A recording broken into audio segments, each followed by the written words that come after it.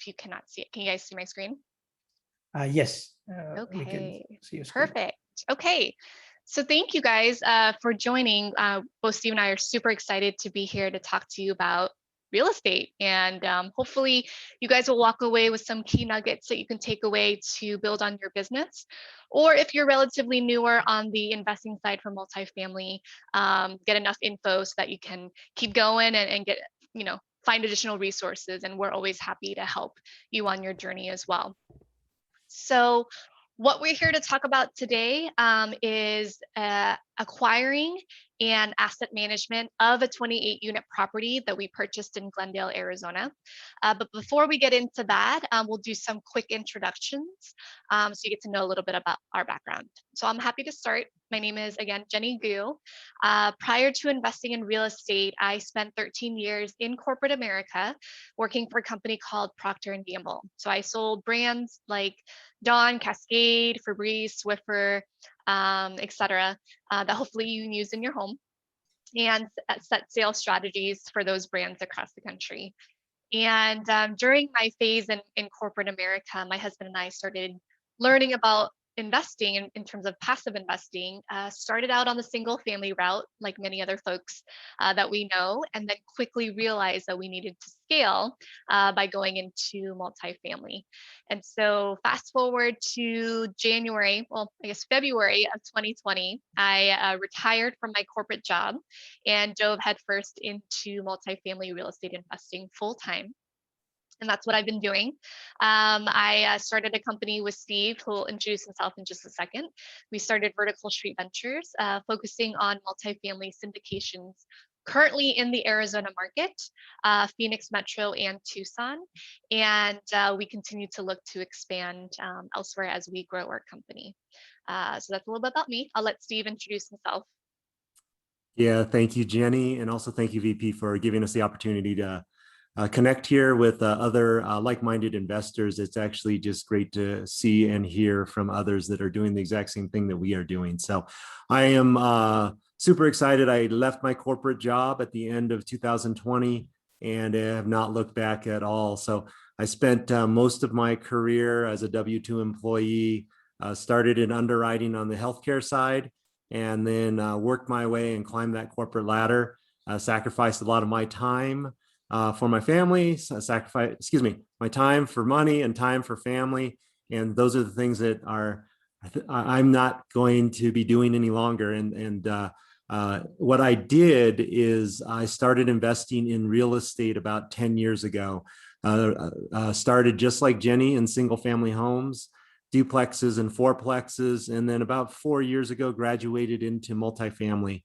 I have about 3,000 units that I'm invested in, both on a passive side, and probably 1,000 of those I'm a general partner on, specifically in the Arizona marketplace. And like Jenny mentioned, we started, we've been doing this for a while, but we started a firm collectively together where we're focusing on our strengths, and each of us bring different things to the table and have really complementary skill sets. Multifamily is definitely a team sport. Really hard to do it by yourself. Single family, you can. That's why they call it single. That's from my perspective. And multi, you need a team of people to kind of get things done. Really happy again to be here, and look forward to kind of sharing some of the different things that we have done on our 28 unit that some of you may be aware of. Great. Jenny, I'll pass it right back to you. Great. Yeah. And it's a smaller group today. So if you guys have questions, feel free to just enter it in the chat box, or if you want to unmute and ask it live, we'll make sure we answer your questions relative to the topic as well. Okay, so on to the core of the presentation. So our portfolio ranges from 28 units all the way up to 176 units in the Arizona marketplace. For today, VP has asked us to focus on our smallest property. It's a 28 unit, just because there's some nuances and different things in a smaller property that allows you to be a little bit more hands-on in terms of asset management. So we want to make sure you guys understand what that looks like. And so with that, I will dive right in. All right, so this is Glendale Groves. It is a 28 unit Class B- property located in Glendale, Arizona.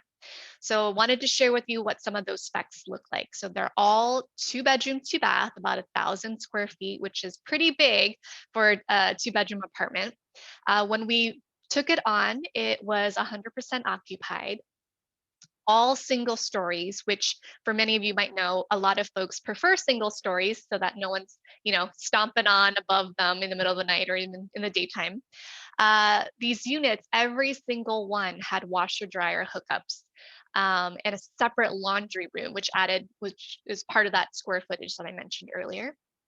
And they each had large private backyards. So they were fenced in, large patios, individual. In addition, they also had private carports for each individual unit as well. So it almost felt like a townhouse because everything was so individualized, and because it was single story, it seemed almost like a townhouse condo type feel.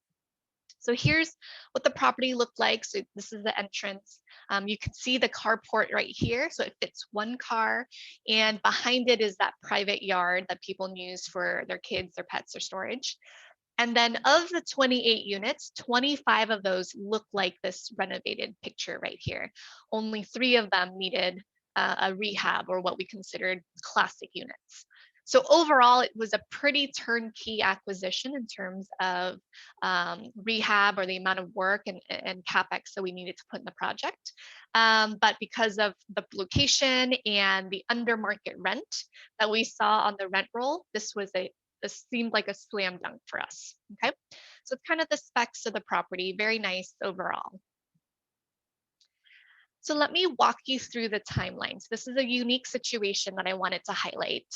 So we actually found the deal in September, and I'm sorry, July, via all the listings that the brokers put out there, CBRE, ABI, Marcus and Millichap, all the emails they send out. So we found this back in July of last year, really liked it, signed up for a tour. We sent one of our partners out there. She toured it, we loved it. And then before we could do anything, then literally the next week, we learned that it was under contract. So super bummed, walked away with our tail between our legs. That level of disappointment when you lose something that wasn't necessarily yours, but you really wanted. So we, moved on, found other deals to underwrite. But then early September, I get a phone call from the same broker who had listed it and said, "Hey, Jenny, I know you were interested in this property. It's about to fall out of escrow for various reasons, mainly because the buyer group wanted to go into retail space instead of multifamily. But net, he's like, this is about to fall out of contract. Do you guys still want it?" And I'm like, of course, absolutely. And so within just a few days, we were under contract on the property. So the lesson there is build your relationships with these brokers, because they will give you back tenfold what you put into it in the future. So that was kind of that time frame. So we went into contract in September, did our due diligence in October, completed all the funding necessary. It was an agency loan. And so we worked with Arbor and Freddie to close out that loan. And then by December 23rd, it was closing day. So just 2 days before Christmas, as you can imagine, very hectic because 1, people are mailing out their presents, but 2, a lot of things were shutting down and closing and going on vacation for the holidays. So we were squeezing a lot into that time frame. Okay.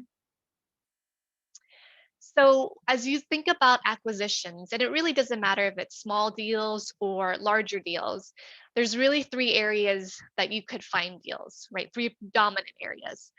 The largest obviously would be the broker pool. So all these folks that work at these brokerage firms have access to all the deals. Most of the deals are sourced here. And so as I mentioned earlier, the better the relationship you have with these brokers, the more deals that you're going to receive. And in many cases, you'll want off market deals, especially in markets that are super hot right now. Arizona, Texas, Florida, the Carolinas, you'll hear that things are just on fire there, and it's just extremely difficult to find a good deal that works financially. And so typically the best deals are when they're off market. And what that means is you are handed the deal or given to you by a broker because they know that you can close. You've built a relationship with them, and they know you're serious, versus listing it broadly and getting buyers that aren't necessarily serious on those deals. So that's where you want to find them. In fact, it's not just brokers. The second source here is outside the broker group. So you can actually find deals from all the other partners that you potentially work with on a multifamily asset. So they could be your lender, your attorney. Again, the better the relationship here, the more referrals for business. In fact, the deal that we have under contract right now, we just got under contract last week. One of our lender partners referred the business to us because he knew, doing our loans, he knew that we were able to close on deals and get things done correctly. So who would have thought we would source a deal from a lending partner? So never turn any of those down. Hey, Jenny, one real quick add on to that. And I think you had mentioned this, but you have to earn that right to ask for that off-market deal. So don't think that you can just come in without any experience and ask a lender or ask a broker for that off-market opportunity. So earning that right is, doing what you say you're going to do, following up with that broker, and the things that Jenny had mentioned. To stay building that relationship with them. So I just wanted to mention that there's a lot of people out there that think, oh, I'm just going to go get an off-market deal and that's why I'm doing this. You have to remember, they're going to give it to the individuals that they enjoy working with and those that can close, as Jenny just said. Yeah. Definitely don't call a broker you just met and said, hey, I'm Joel Bash and I would like a off-market deal. They would probably hang up on you, Joel, right? So build that. No, he knows 17,000 No, people. they wouldn't. They wouldn't hang up on you. And so the last bucket under here is cold calling. So this, again, doesn't happen as often, but it's not unheard of. So cold calling. I get a lot of these in my mailbox for my single families. I'll get letters to say, hey, Jenny, I know that you own 123 ABC Street. I'll pay all cash for your house, no fees, as is. Can you please sell it today? People actually do that for multifamily too. So people might drive by a neighborhood, like a building, and write the current owner a letter. Sometimes it works, sometimes it doesn't. We haven't done that personally yet on multifamily, but I wouldn't be surprised in the markets that are super hot that this could be happening as well. But again, least likely but possible avenue of sourcing a potential deal. All right. And a part of the acquisition process, before you sign an LOI and a PSA, these are the key things that you need to make sure you're doing in your underwriting before you vet that out. So the last thing you want to do is submit, again, this hurts your credibility. The last thing you want to do is submit an LOI or PSA without being completely serious or having done your due diligence on the property already. So here are the key things. So obviously underwrite the deal, create your pro forma, and under that, make a bunch of assumptions on the rent potential, what your expenses are, learn about the submarket, because as we were talking before we started this meeting, a one block neighborhood will differ significantly than the neighborhood one block over, and it gets down to the street level as well, and then that impacts your rent comps, that impacts your sales comps, and the tenant profile that you want to be renting there. So it's super important to get down to that detail. And then you also want to be contacting your lenders, whether it is your local bank that you're getting the loan from or someone that's giving you an agency loan. Make sure you pitch the deal to the lenders first so that they can give you a pre-approval, or they'll even call it an LOI. But the LOI will include your potential terms, your loan amount, your interest rates, just so you have that ahead of time in case the seller and the broker ask for that as well. And then last but not least, Steve mentioned this is a team sport, and your right hand, leg, arm, everything is your property management team. So they will make or break your deal and allow you to hit your business plan or not.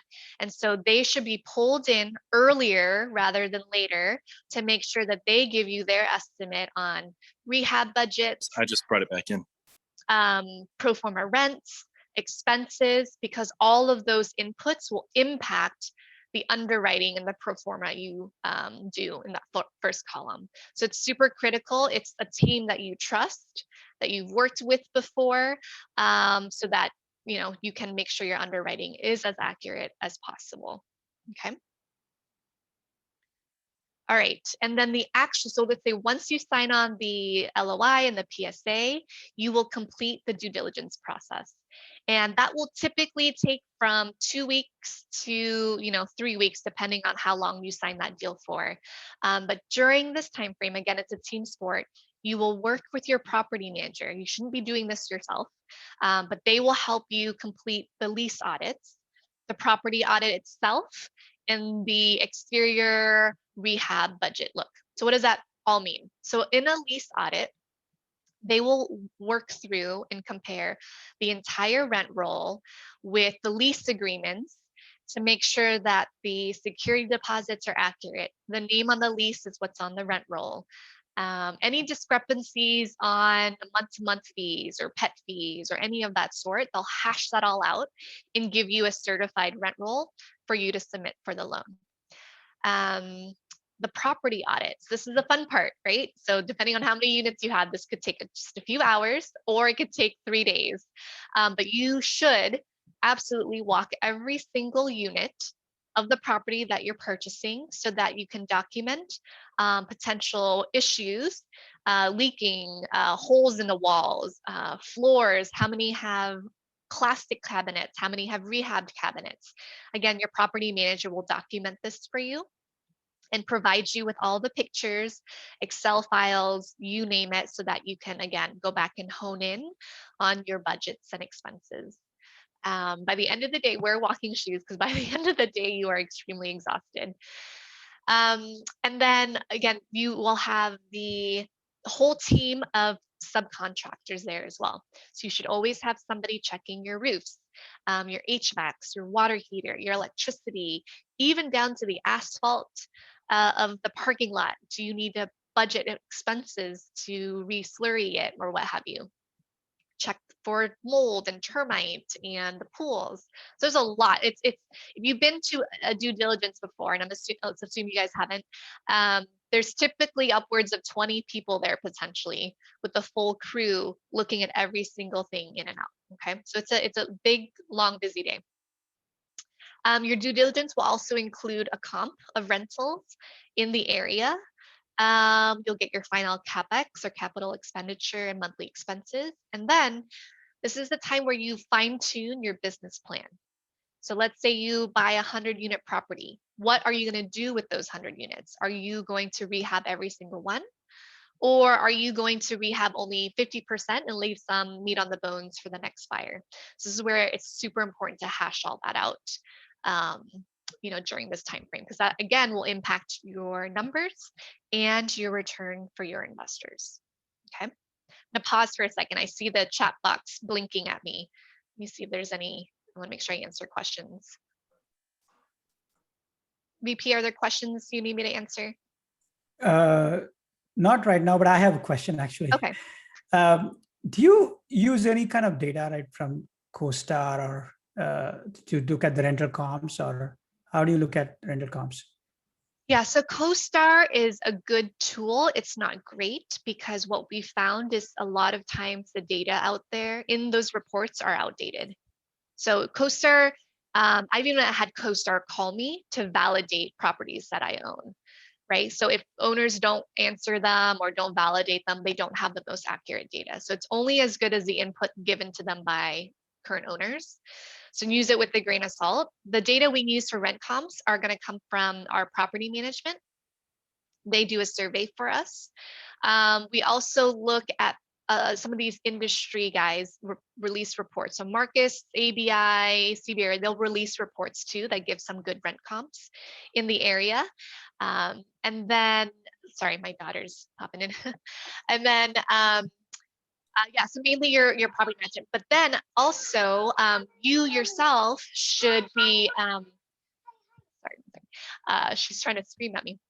You yourself should be walking those areas in the neighborhood. So for example, Steve and I last week, I think, or the week before, actually walked comps in the area as well, just to validate, but then also see for ourselves, what did they look like inside? Is it similar to our property? Is it cleaner? Is it, a better street location? So it's super important to get various inputs all over the place. Okay. Thank you. Yeah.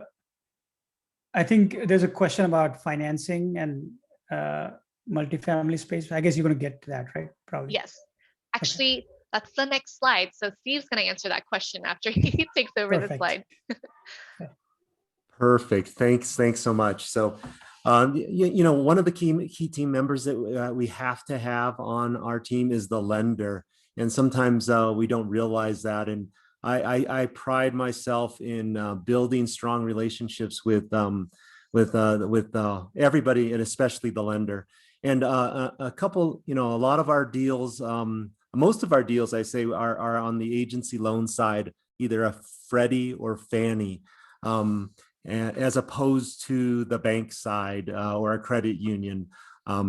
What happens, and Jonathan probably can talk a lot more in detail about this, but one of the neat things about Fannie and Freddie, they tend to be non-recourse loans, which basically means the asset, they can't come after your assets if something does happen to the property and it doesn't work out, right? Or say the property fails for some particular reason, they will not come after your assets, as opposed to like a single family home, your single family house that you might have right now. That's a recourse loan. So if you don't fulfill your commitment on that loan, you will have to, they'll come after your personal assets across the board. One of the great things, well, in order to get the Fannie and Freddie, I call it the gold card, you do have to have some experience or have worked with somebody or have a pretty strong resume in order to get a Fannie or Freddie loan. And some of that is signing on as a key principal across the board. So you can sign on as a key principal and learn about the process, and you actually will be signing on that loan. That's a big benefit of the agency loans. I think that the negative about the agency loans, it's sometimes like working with the government. It takes a long time to get things done. So you got to plan at least 60 days to close. I've closed a Fannie loan in 29 days just because of the relationships I had with Arbor and the loan broker. But it's unusual that takes place in that amount of time. Bank loans, much easier. You can go into a bank if you have a pretty strong balance sheet and build a great relationship with them, and they'll lend money pretty quickly. Most of the time that is recourse. And what that means is what I mentioned before, that does end up being you're responsible for all of that if something does go wrong with the loan. They're both great opportunities. Typically on the Fannie and Freddie loans, you do have to have a pretty strong debt service coverage ratio of over 1.25% in order for that to happen. When you're filling out all that paperwork, as you can see there on the right-hand side, you have to, there's so much paperwork. I just finished 2 of those loans, and the attention to detail has to be there. So I would have to have somebody on your team has to pay attention to those details. In addition, I'm a fan of using a loan broker. That loan broker can help cut through some of the questions that come up on T12s, answer the questions on what's on the rent roll, work closely with the property manager or the outgoing one and the incoming one, and then just get all of the appropriate information over to the Fannie and Freddie lenders and or the bank. So I'm a fan of doing that. A lot of people are not, and they just want to go direct, but it just adds a lot more work onto your plate. And bottom line, everything on the right there is you have to be extremely organized during this process. And if you are, the process, you can close a loan in probably less than 30 days. I've seen it happen. Was there a question? I'm only on a single screen here. Was there a question around some of the lending that did pop up? No, no questions yet. The only thing Okay. that was Okay. from Lena, which is, can you talk about financing in multifamily space, financial models, loans, Yeah. percentage down, etc. Okay. Yeah. Also, Stephen, this is Lena Hansen. Hi, nice to meet you. Yeah, likewise. I wanted to also understand, is there kind of like a norm threshold of what the down payments usually need to look like for a multifamily loan? It just depends on it. So typically a general rule of thumb, 25 to 30% down, right? And in some cases, like Fannie, you can finance the rehab there. Some local banks, you can also finance your rehab in there. So it'd be a 75% loan to cost as opposed to loan to value. Freddie, you cannot put the rehab in there. But typically, I would general rule of thumb 25 to 30% down is what they require. In some cases, it could be less if the loan sizes appropriately. Thank you. Mm-hmm. Okay, Yeah, well, go ahead. No more questions. on to the next slide, Jenny. Yeah, one more tip I would add to this now that I'm in the process of doing another loan is if you can, especially if you're working with multiple people who are going to sign on the loan with you, before I would print out the documents. As Steve mentioned, there are loads and loads of documents for these agency loans. I would print out the documents, sign them by hand, scan it back, and then email it to the appropriate person. It took forever, not to mention lots of ink and paper. This time around, we have multiple people signing on the loan again. I am actually going to use DocuSign to do it. And it is a ton easier. It's a little bit more work upfront to set up those files to be created in DocuSign. But once it sends out to the right people, if there is an issue in terms of incorrect information, it's easy for me to update and to resend back to them versus them having to reprint, re-sign, and rescan the document again. So just another tip for you out there, if you're able to and your lender approves it, DocuSign or one of those other, e-signature sites are super helpful to speed up the process and prevent a lot of rework. So just another tip for you. Okay. This one is in terms of the capital that needs to close. I think just to follow some of the follow-up questions that just you had as well. The equity piece. So the debt obviously comes from the lender, and they're going to cover that debt, and then you have to raise the difference and call that the 30% that we just said. How do you raise all of that money, and how do you come up with that equity? A lot of times, some people can come up with the $5 million themselves, right? They're just extremely wealthy, and they can put it down themselves and take it down. You can take it down from a joint venture perspective and bring a few people in to kind of raise that equity. Or you can do a syndication, which we've done multiple times, and some of you have done that as well. And where do you get that equity from? And that comes from multiple different sources. As you can see, it's family and friends, co-workers, a lot of my church friends as well, my neighbors across the board. And how do you meet these individuals and folks like VP who set up these meetups? I think it's a great opportunity to meet different individuals that potentially could invest in your opportunity as a limited partner. A lot of it is exposure too. I mean, I wasn't, while I had my W-2 job, I really stayed, I focused on all the things in my W-2 job. I was not on social media. I did not do any podcasts. I stayed away from all that, and somewhat that hindered in some of my relationships that were out there. So if you do have a job that allows you the opportunity, maybe more of an internal job, or a job that doesn't conflict with kind of being on a podcast with your own job, I would recommend building that network today. And just like VP has here today, he puts everybody's information in the chat box. You can make a copy of that, and then I'd reach out to each individual and build a relationship with them.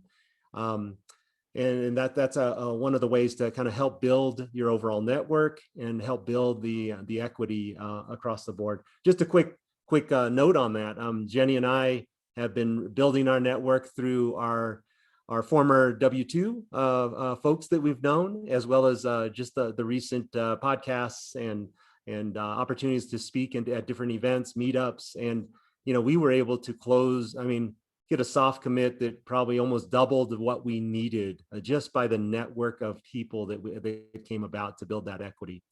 On here also, two types of syndications. There's a 506B as in boy and a 506C as in Charlie. 506B allows you to have sophisticated investors as well as accredited investors. The one thing you can't do is advertise though. So you do have to have a substantial relationship with the limited partners that you're working with. So no advertising whatsoever. 506C as in Charlie, that is focused all on accredited investors. So the general partner can advertise out there, but every investor has to be an accredited investor. Accredited investor means that for the last 2 years, you've made in excess of $200,000, or you have a net worth of over $1 million, or you have a Series 7, 65 or 63, or you have a trust or a trust that is over $5 million.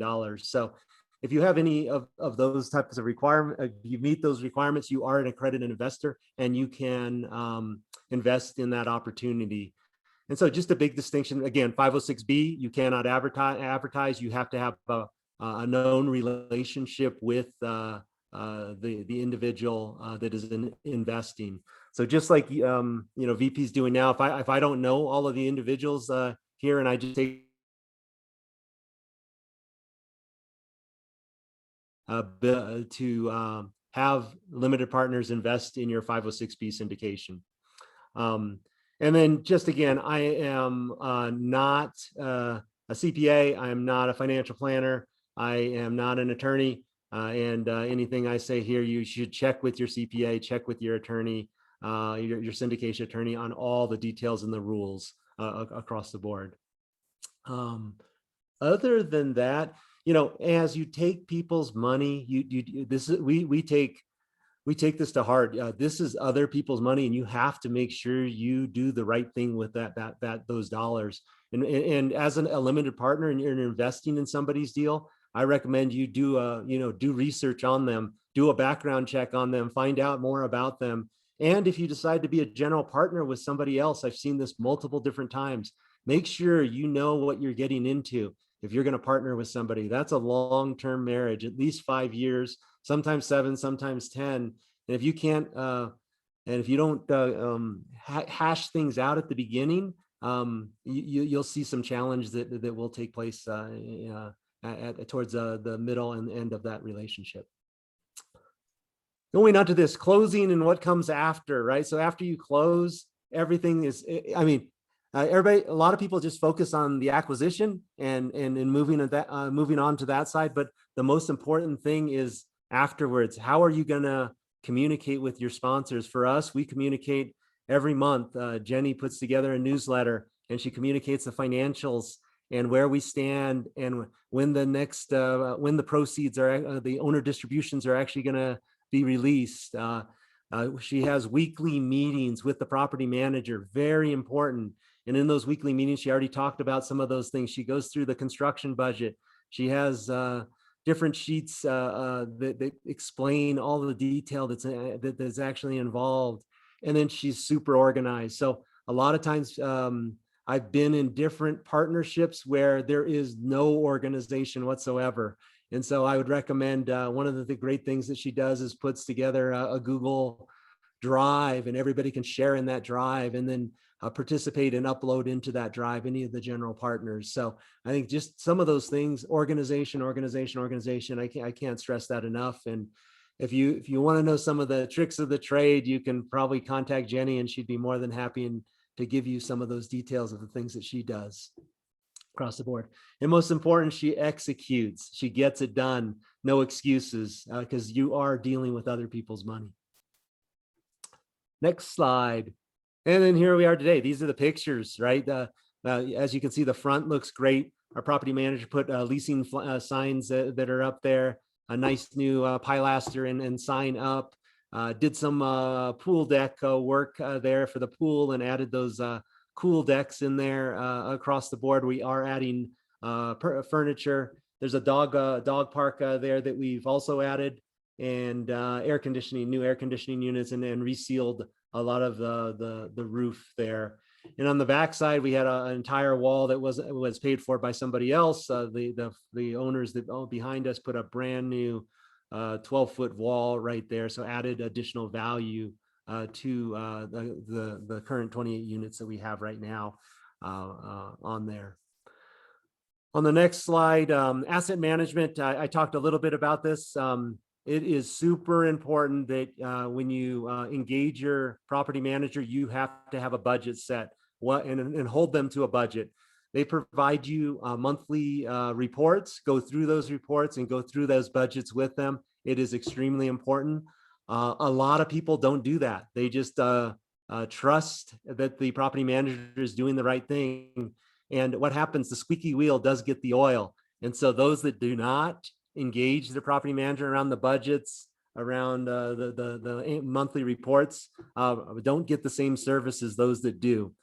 Weekly calls, mandatory. You have to do those. And I mentioned that we have a tracker that the property manager has, so they know what they're accountable. So, it's a red, yellow, green. Who's responsible for what? Who's and what party is by what time frame, and putting that together. You do the same thing around construction as well as CapEx. Walk through that and hold everybody accountable.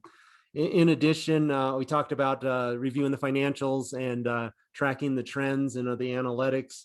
You need to do that, and your investors, if you're doing a syndication, will really appreciate that. And then up front, you have to have the communication, right? Have an open line. We have a direct dial to our property manager. She respects, you line up your goals, your expectations up front, and you follow through with your side as well as they need to do theirs. And then you have, in that, your investors will appreciate you much more across the board. And then what else did we have in here? I've seen many partners out there, general partners, they leave it all up to the property manager. They just, it's up to them and on what they do. And you'll see that in a lot of, I would say, newer sponsors that are out there. They will just give it to the property manager and allow them to actually manage the property and not look at all the things that we just talked about. And so if you're going to invest in any deal, our deal, anybody else's deal out there, I would ask them what do they do with their property manager, and ask them for those steps. And that's an important piece of that. And on to the next slide, I guess. But just a couple ads here too. So this seems like a lot of things that you should be doing, but it really isn't. Once you set up your systems and your templates, all of this becomes pretty turnkey and very quick. So our calls with our weekly calls with our property management, 30 minutes tops. We will never go over that, because you should be efficient. You should have everything. There's an agenda. She or he knows what you're going to cover each week, and so they have all that ready. So it's super turnkey. You just have to make sure you set the expectation and then have the organization to maintain that. And then ultimately, maybe after the first 6 months or a year, maybe they're not weekly anymore. Maybe they're bi-weekly, or maybe they're monthly, because you have established the trust and the accountability on that property, and everyone holds hands and everyone knows what their roles and responsibilities are. So again, it looks like a lot. It might be a little bit daunting, but the important thing is the upfront setup and the systems that you need to put in place. The rest will come very, very easy. Well, I would actually have to say, so you have to have the right person on that. So Jenny is uniquely qualified to make this sound extremely easy, right? So I've been on different partnership groups that have some of these same protocols in place, but it doesn't work out in the same fashion. So number one, get the right person that has attention to detail and enjoys doing the asset management as well. So Jenny makes it sound like it's really easy. I've sat on multiple different other ones. It isn't that easy. There are quite a few steps, but Jenny makes it very simple, and the process, and it makes it seem very simple. So don't just think that if you have all these in place that you can do them. You have to have the right person in place. He's not going to say it, but I am a control freak. I'll just put it out there. It is true, but it works. Okay. Well, and that's what makes our team so strong, right? We're focused on slightly different things, and that allows us to thrive. And so find a part again in all these things, find a partner that's going to complement your skill sets, right? Both Jenny and I have super strong sales skills, right? We've sold for the last 15, 20 years of our lives. At the same time, we do have technical abilities. The one thing that Jenny can do is she can execute, though. And so I'll come up with some of these visions. She goes, Steve, we got too many things out there. We need to execute on these 3 things, and then we can talk about the other ones. So you have to have somebody on your team to do that. So, okay, what do we have next? Yeah, our partners. I was wondering if there were specific challenges for this property as far as asset management or raise or anything in the acquisition process as such. I would say not in terms of the raise. It was a 28 units. So we needed to raise about 1.6 million. So it wasn't a huge daunting amount. So that wasn't challenging. I would say the loan process itself was a little challenging only because we were hitting up into the last quarter of the year. By itself, Freddie and Fannie are swamped. So the timing, because of the low interest rates that everyone is enjoying right now, there was a huge push for them as well in terms of the number of loans that they had to close, as well as refinances that they had to complete as well. So they were all trying to get that done by the end of the year. And then the third is, again, the holiday timeframe. So if it was getting done in October, November, maybe it wouldn't have been as hectic, but we literally closed on December 23rd, and we were just scrambling to make sure things would get in the mail. So we live in California, the deal was in Arizona, and so we had to have it notarized here locally, get it hard copied in the mail to be sent and overnighted the next day. So that was a little bit stressful to make sure they got it the next day. So again, it wasn't necessarily challenging. It was just a little bit hectic because of the timing. And I was wondering if you did cost seg study on this or not. Yeah, Yes. absolutely. All our properties, we do cost segregation on the property, which for those that don't know, multifamily properties are depreciated over 27 and a half years. And so cost segregation allocates the personal property into different categories, and anything under 20 years can be bonus depreciated year 1. And so it's a substantial benefit to those that are real estate professionals or those that have passive gains that need to offset their passive losses. So first year K1s, in general, if it's done based on the capital contribution method, is close to 80 to 100% on a lot of the deals that I've been in as a passive. 80 to what I mean by that is the K1 will show if you invested $100,000, your K1 will show anywhere from a -80 to a -$100,000. So that's substantial in terms of offsetting any taxes if you can and can qualify as a real estate profession or you have passive gains. Yeah, they get recouped though, right? At the time of sale, I think it gets recouped.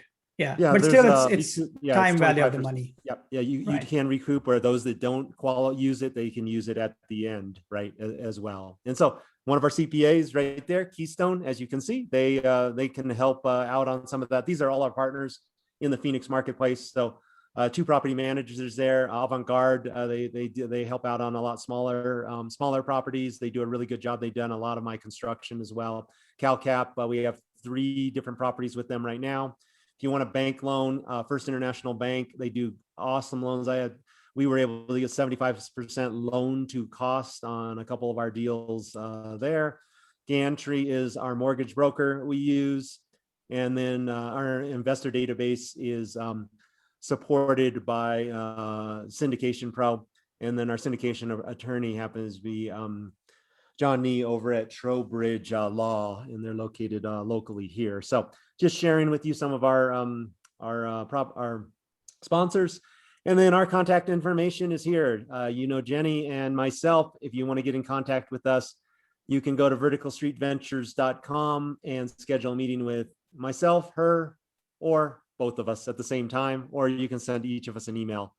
So I thank you very much, VP, for giving us this opportunity. And I think we're still within the time frame, so we probably have about 8 minutes to answer any questions that you may have out there. Sure. Yeah, there's actually a question on the thing. It says, could you show an example of your agenda with your property managers meeting?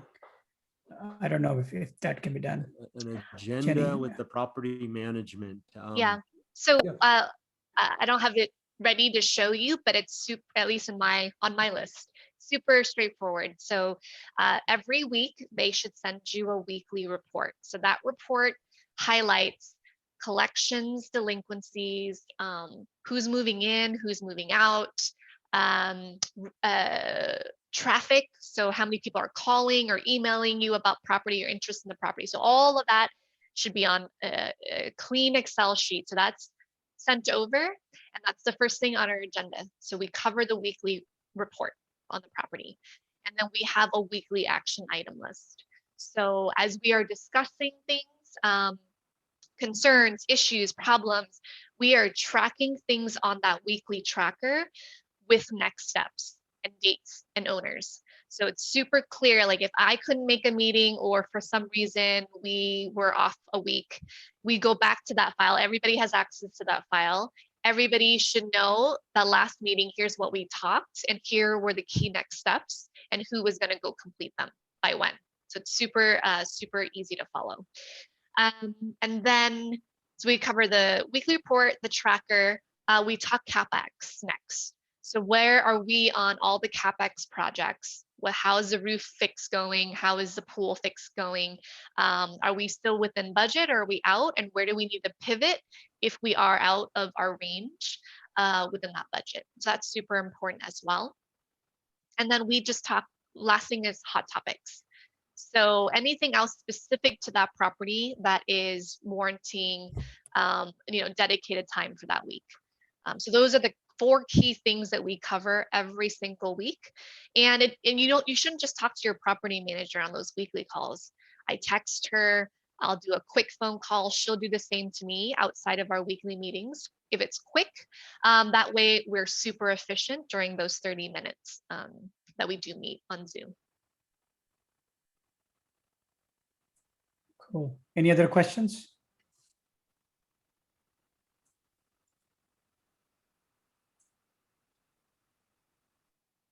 And I guess one question I have is, so the only CapEx you did in this particular property is just renovating those 3 units that are left over, or did you do anything else? No, we did a few things. So those 3 units, we've actually since, so we bought that property in December of 2020. Since then, we've only had to rehab 1 of those 3 units. And that's happening right now. Believe it or not, people are renting at the pro forma rent without having it rehabbed. Like that is how hot the rental market is in Arizona. But we also cleaned up, we had to redo this decking here at the pool. I don't know if you can see my hand there. Yeah, we can, yeah. But that was uneven. The lender actually required this rehab to be completed to make sure that it was up to code. So we fixed some of the decking around the pool. The roofs we had to, on certain roofs, so there's 7 buildings across these 28 units. It's 7 fourplexes. So there was some patching that was needed to be done on some of the roofs, just to make sure that they prevented any leaking. And then we fixed a few of the carports because the wood was getting super old. So a lot of minor things around the edges, but the biggest would have been, in terms of per unit cost would have been the individual rehabs. Got it. And so I guess it's performing well now. It's running pro forma rents already, right? So do you have a plan when you're planning to dispose of, or you want to keep it for as per the plan? great question. So I'll just give you an update that we just shared with our investors. So when we took over, the rent roll showed rents super under market rent because the previous owner had this property for 20 plus years. He knew the tenants, so he was reluctant to raise rent. He didn't want to rock the boat. And so without doing anything, we were able to raise rents between, as low as 900 to 950, all the way up to our, I think the highest rents I think at the time were maybe 1125 or 1150. So without doing anything at all, we raised a lot of the rents that were the lease that expired up to 1235 on our pro formas. Essentially had zero turnover. And so we have already, in the 5 months we've had it, have over 2/3 of the units up to pro forma rent. And since it's 100% pre-leased, we are going to test 1295 starting in July. So you can see the demand. We get lots of traffic every single week. And so we're going to try to push it even more. And we're making these communities cleaner, as you can see, safer, and these residents are super happy. And so they're willing to stay and pay the higher rent. It's amazing. Congrats. Thank you. Any other questions?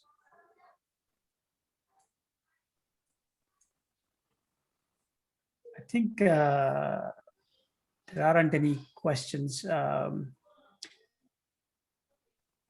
Yeah, I mean, thank you very much, Steve and Jenny. This was amazing. It's a great deal, it looks like. I mean, you already raised rent by $300. So that's a lot per unit. So it's 28 units. So probably added a lot in the value of the property for sure. Like hundreds of thousands of dollars. Yeah. It's a gem. And side note again, so there's a 28 unit just down the street, 3 miles from this property. Also 28 units, also 2 bedrooms, but only 1 bath. And it's currently listed for 5.6 million. And we purchased this property for 4.6. So you can see the potential already, without, again, having put a lot of resources and CapEx into the project. It's already, at least, your second question was, when would we sell it? If we sold it now, we could probably get it for at least 6 million based on the current cap rate, but we're going to hold on to it just a little bit longer just to make sure it's fully stabilized and we execute more of our business plan. But yeah, we underwrote it for 5 years, and there's a high potential we could sell in less than that. So plus we do have a step down as well in terms of the refinance. We'd have to make sure we built that in terms of any exit or disposition of the asset. I do see a couple other questions here.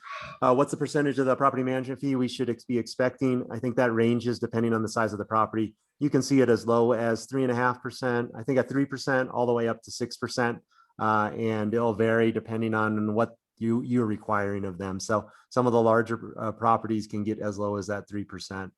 The next question is, what's your typical return you offer for passive investors? Like Jenny said, we target anywhere from 8 to 10% cash on cash return, and focus on about a 2 multiple in 5 years. So generally, that's what our underwriting targets are across the board when we underwrite deals for our passives as well as for ourselves. So did that answer those questions? I think they did, but if there's anything else, we're happy to address them. All right. I think, thank you very much, Steven and Jenny. This was very helpful. Some concrete numbers. So that's great. And thank you very much, everybody, for joining it. I want to announce, though, that next meetup is on June 16th, and Savannah is actually going to present her 24-unit deal in Oregon. So Savannah, are you still here? She's probably not here yet, but she's going to join and present her deal. So yeah, that's great. And those who want to save this contact information, they can go to the Zoom and just say save chat, and you can save all the contact information of the people that you can contact them and then talk about various things in case you wanted to. yeah, that's it. And thank you very much for joining the meetup. I'll see you Great. next time. Thanks for Thanks, having us. VP. Thank you. Have a Thank great, you. great evening, guys. Bye, guys. Bye.